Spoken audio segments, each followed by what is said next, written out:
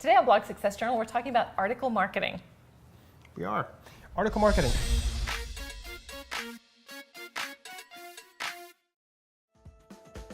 Okay, here's the thing. Article marketing can be a very effective way to market your blog, okay? To drive traffic, to get exposure, if done correctly.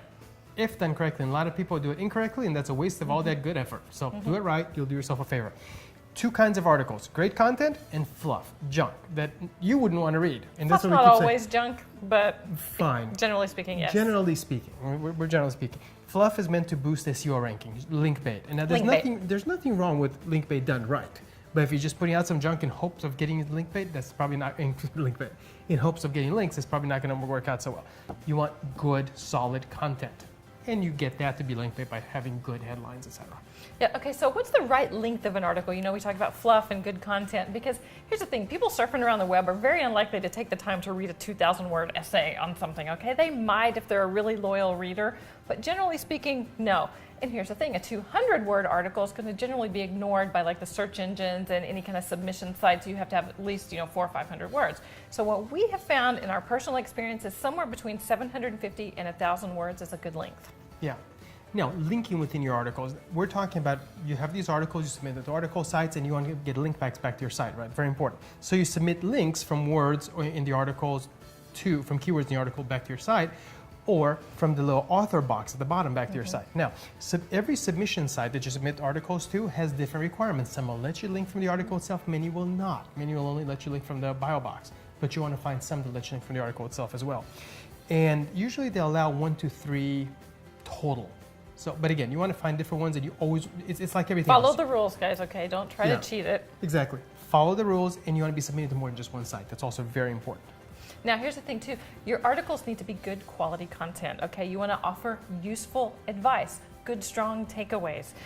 Just don't say, the sky is blue, okay? That's obvious. Or don't touch a hot stove. That's obvious, okay? But, all these interesting things, like yesterday I looked up how to fix a water hose or how to repair, a water hose.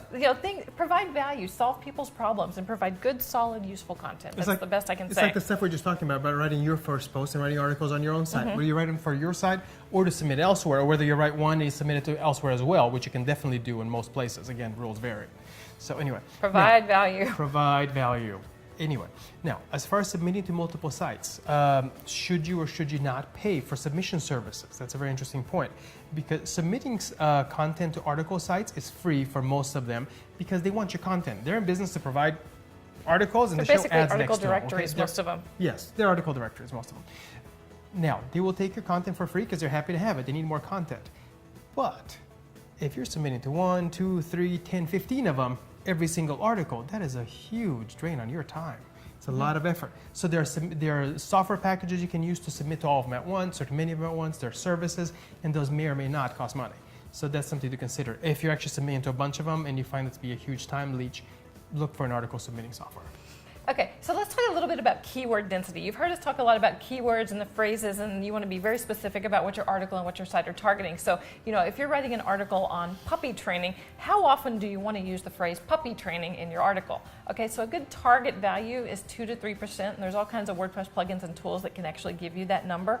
But you also, in addition to that, want to try using other what we call long tail keywords, like how to train your puppy and tips for training a puppy. You want to use that phrase in several different ways to make sure that it's very clear to the search engines and to other people what the article's about. Yeah, absolutely. So you're not spamming it in there, but you're using it enough. So again, it's a delicate balance that you're going to reach with experience.